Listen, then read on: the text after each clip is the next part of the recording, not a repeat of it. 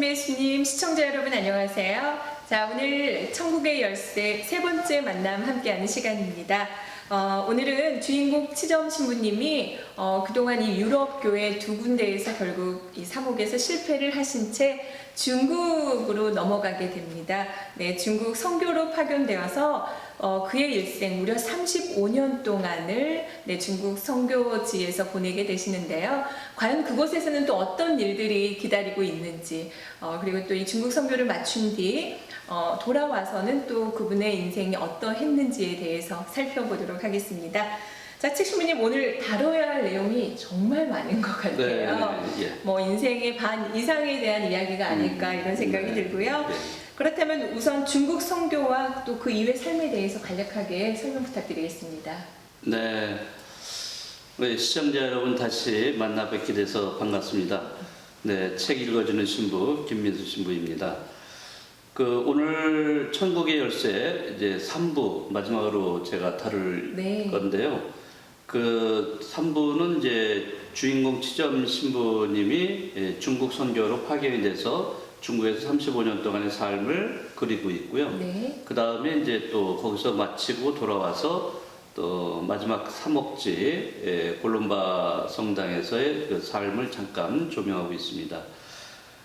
우선 당시에 유럽 교회에는 치점 신부님이 지니고 있었던 그런 교회관이라든지 어떤 신앙관을 받아들이기에는 너무나 낡아 있었습니다. 네. 낡아 있었기 때문에 이런 새로운 교회관, 새로운 신앙관 이런 것이 치점 신부님을 통해 배태되고 있다 하는 것을 알 수가 있어요. 그래서 이제 저자는 이 치점 신부를 통해서 그 당시 40년대인데도 불구하고 1940년대 이런 어떤 제2차 바티칸 공예가 받아들인 그러한 사상들을 이미 거기서 이야기를 하고 있다는 데서 상당히 굉장히 정말 혁신적인 그런 내용을 갖고 있습니다. 네. 치점 신부님은 이제 자신의 새로운 교회 사상을 중국이라는 제3세계에서 선교 활동을 통해서 실현을 합니다. 네. 타 종교에 대한 어떤 포용주의 이런 것이 매우 두드러지고 있고요. 그 다음에 세례받지 않은 사람들에 대한 구원관도 역시 상당히 유연한 태도를 보이고 있습니다. 우선 간략하게 이제 35년 동안에 치점 신부님이 생활하신 중국 선교를 들여다본다면은 정말 많은 내용들이 있겠지만은 간략하게 얘기한다면은 우선 중국 선교지 파이탄이라는 곳, 그 당시 1900년대 초죠.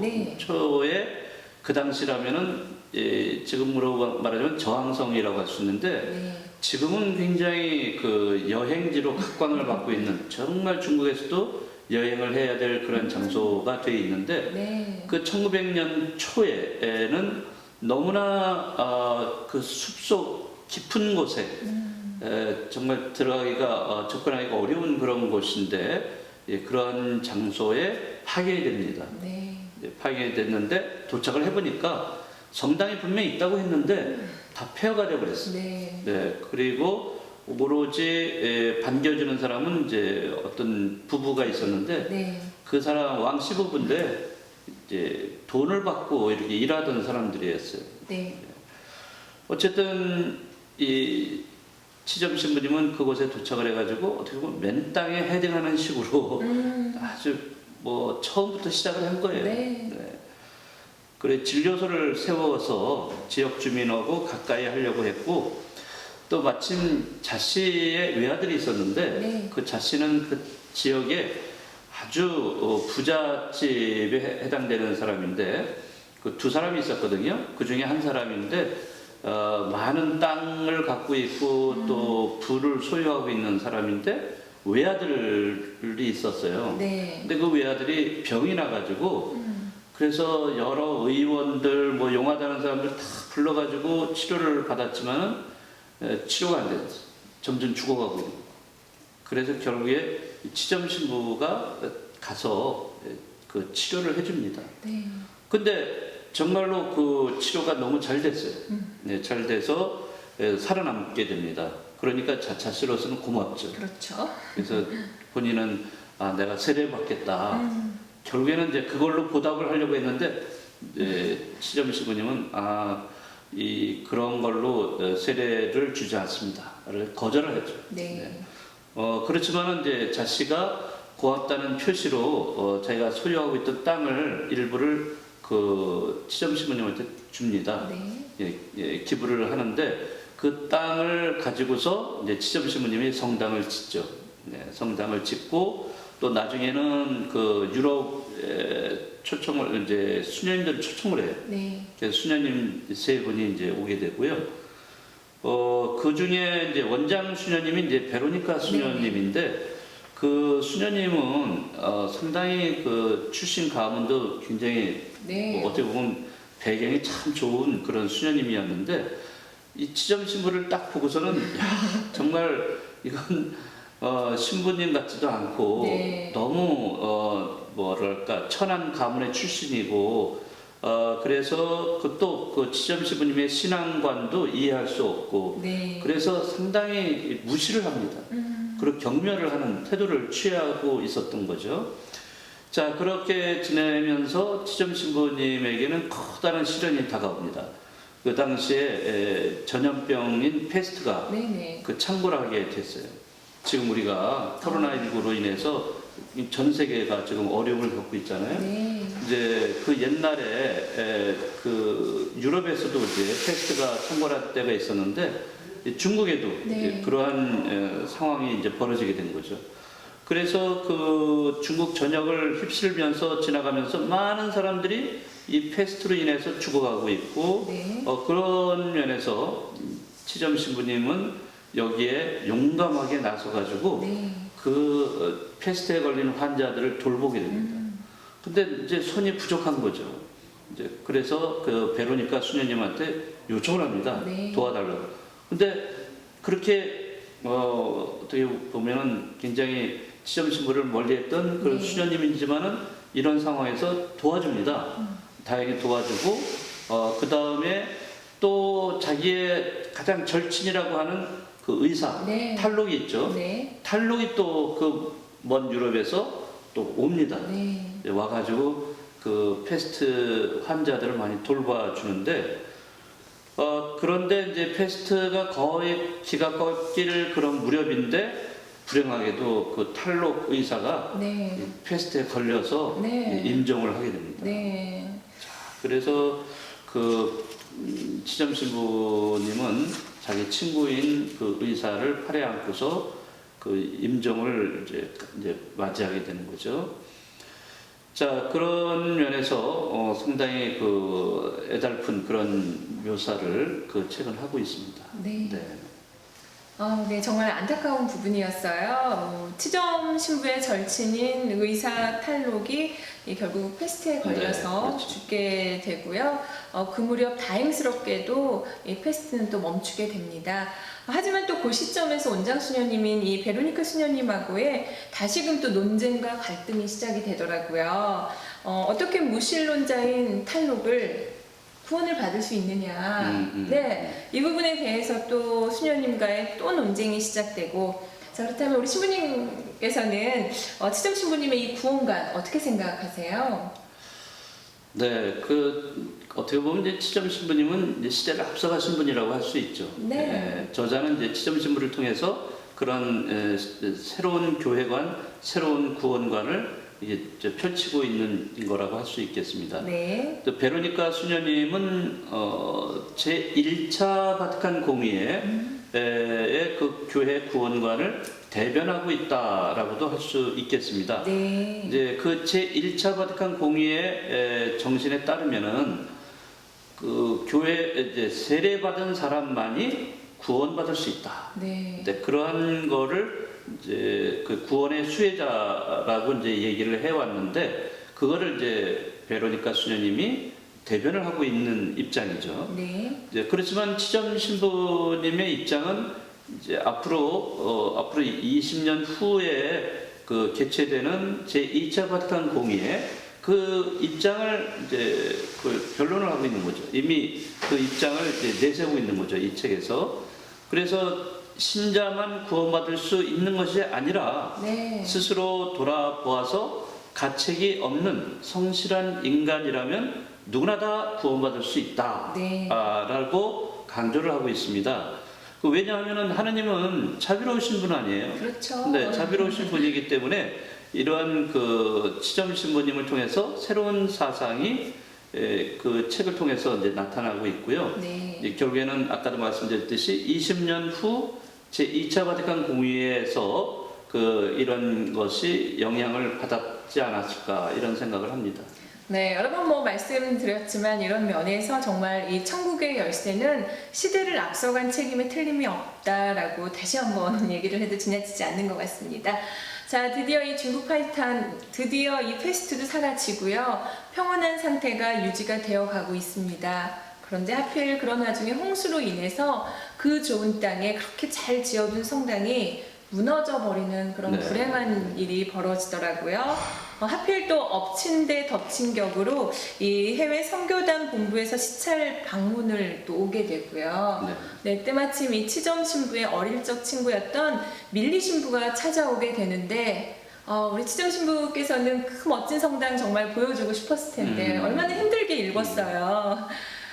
그렇다면 이 어려운 시점을 치점 신부 또 어떻게 극복해 나갔을까요? 사실 그 운명이라는 건 참 묘한 건데, 네.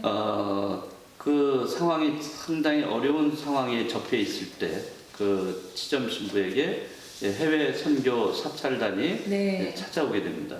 이제 그거를 누가 맡아서 오냐면은 바로 어릴 때 친구였던 밀리 신부가 중책을 맡고서 이제 찾아오죠.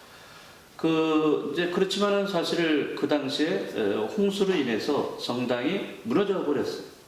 그 아름다웠던 성당이 무너져 내려버렸고 또 그런 상황이었기 때문에 그 황망한 속에서 치점 신부님은 그 친구를 맞이할 수밖에 없었죠. 그 밀리 신부는 굉장히 고위 성직자다운 그런 품위를 가지고서 이제 찾아옵니다. 찾아오는데 그런 치점 신부가 처해 있는 아주 비참한 이런 상황을 보면서도 그 어떤 대화 내용을 보면은 굉장히 이해하기 어려운 그런 태도를 취하고 있습니다. 너무 안타까웠어요. 그러니까 어떻게 보면은 그 어려운 상황을 돌아보면서 이 밀리 신부의 머릿속에는 이 런던으로 돌아가면은 자기가 거기에서 본부에 가서 어떤 강연을 해야 되는데 그 강연할 거리가 무엇일까? 이제 이런 것만 이제 생각을 하는 거예요. 그리고 자기가 선교단에 있으면서 자기의 어떤 업적, 이런 거를 어떻게 표현할까? 이런 것만을 이제 생각하고 있는 겁니다. 이제 그래서 치점 신부에게도 아니 이렇게 오랫동안 여기서 지냈는데 왜 이렇게 전교율이 이렇게 낮으냐? 이런 식으로 이제 책망도 하고 이 전교율을 높이려면은 돈을 주고 사람을 사서 영세를 시켜야 된다. 뭐 이런 얘기를 하는 거예요.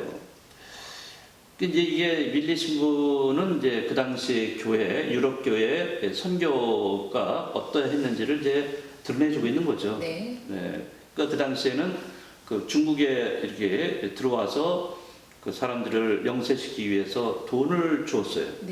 그런 주기도 했고 또 어떤 때는 강압적으로 영세를 주기도 했고 이제 그런 면도 있었습니다.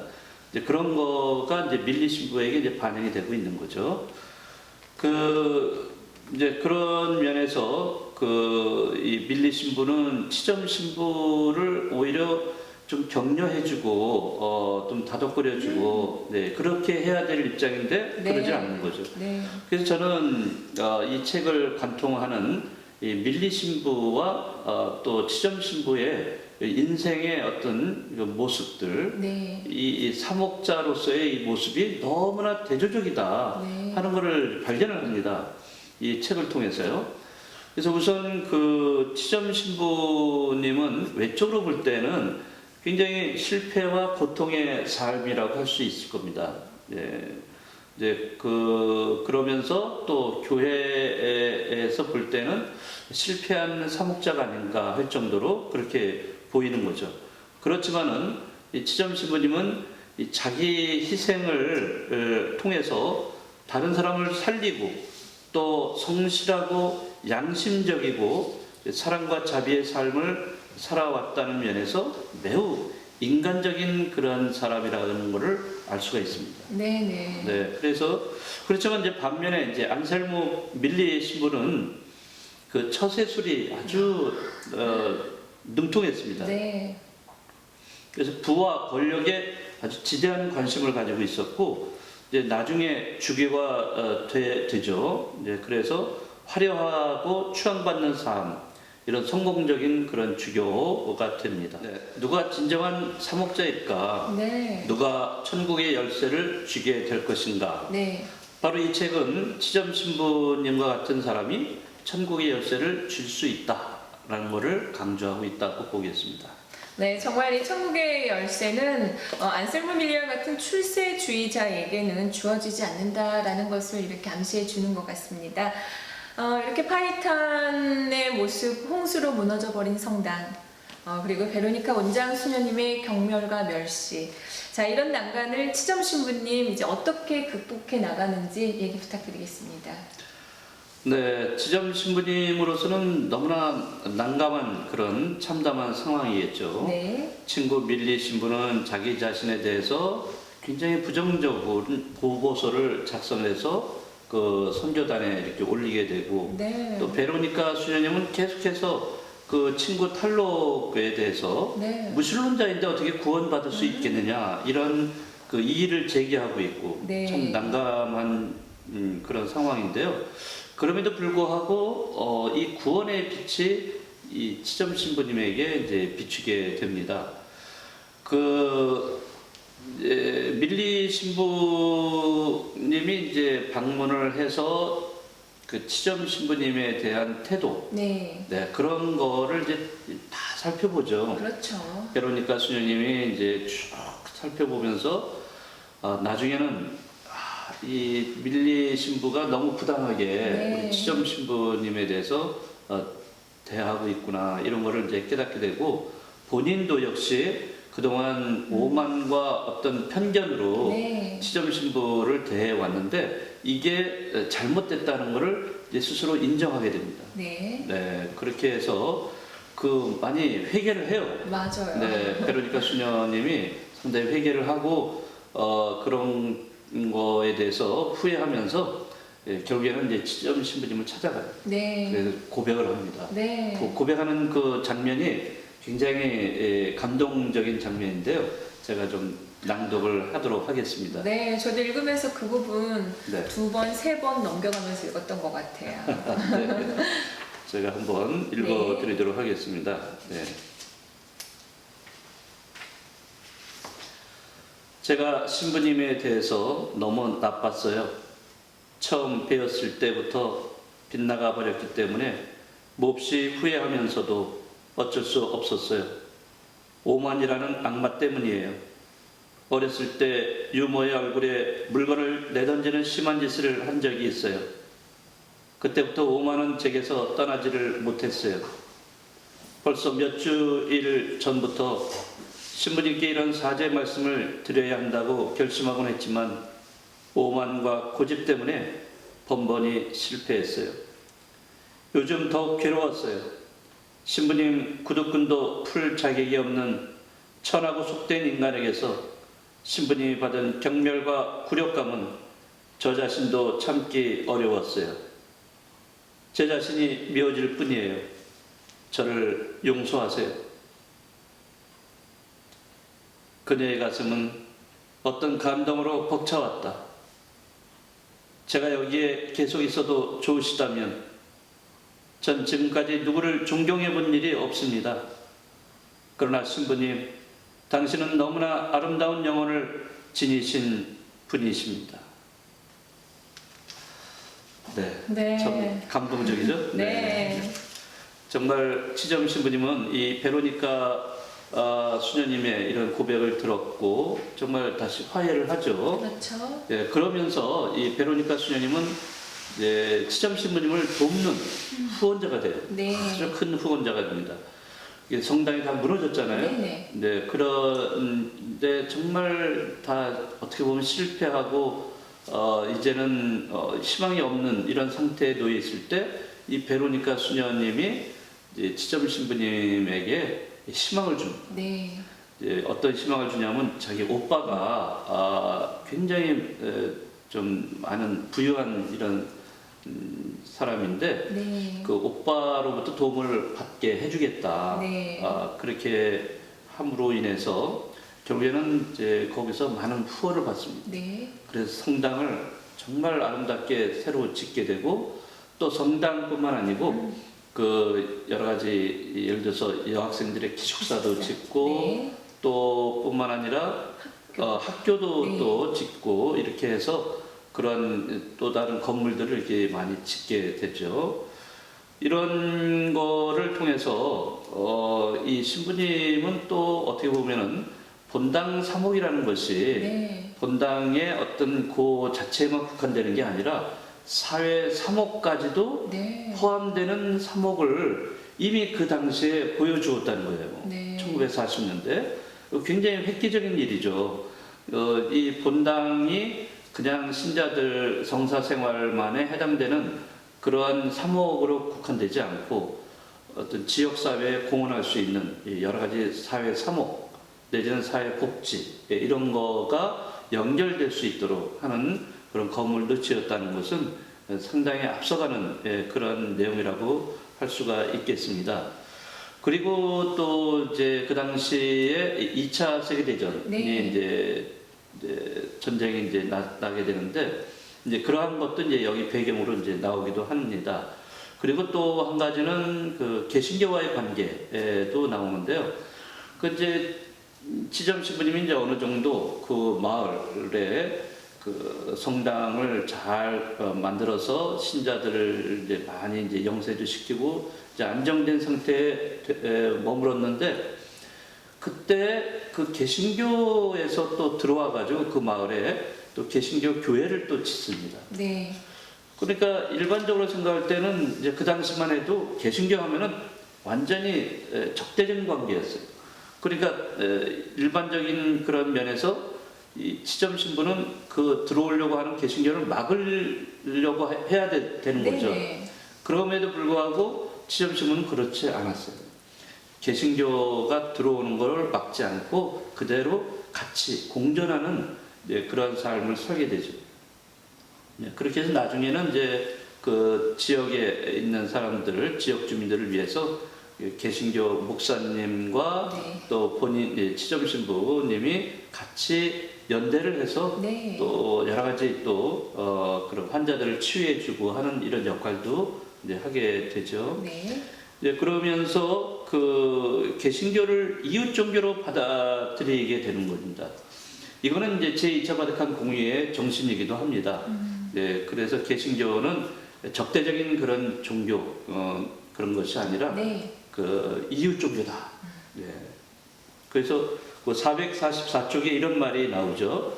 천국에 들어가는 문은 많이 있습니다. 우리가 이쪽 문을 택해서 천국에 들어가듯이 새로 오시는 선교사들은 그 다른 편의 문을 택했다는 것뿐입니다.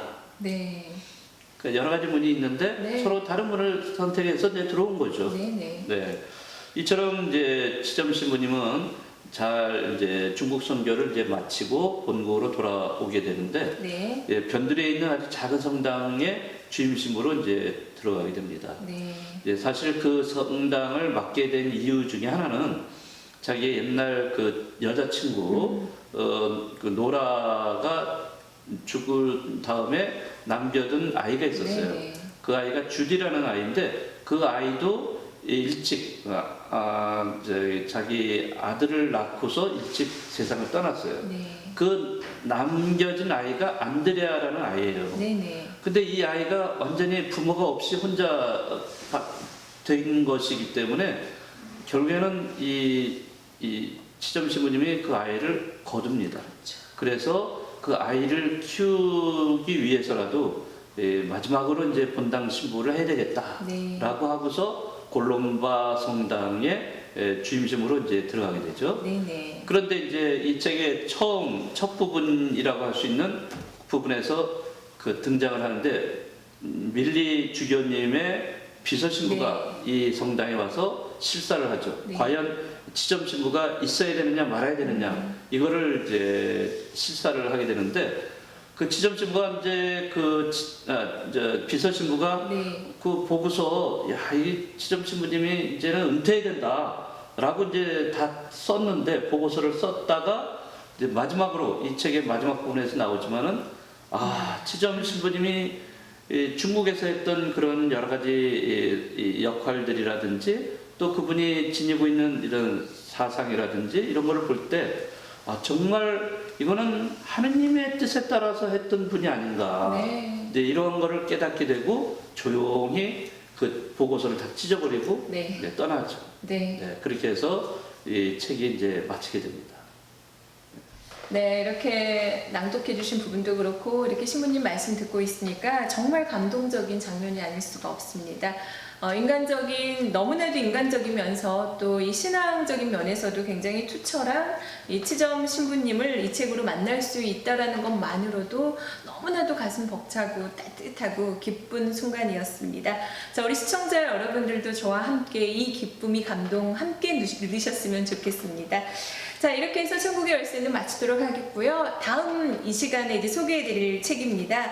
바로 프랑스에서 가장 많은 사랑을 받았던 피에르 신부님, 바로 그분의 자서전이라고 불리는 단순한 기쁨이라는 책입니다. 네, 다음 이 시간에는 이 책으로 여러분들 함께 찾아뵙도록 하겠습니다. 오늘 감사합니다. 네, 감사합니다. 네.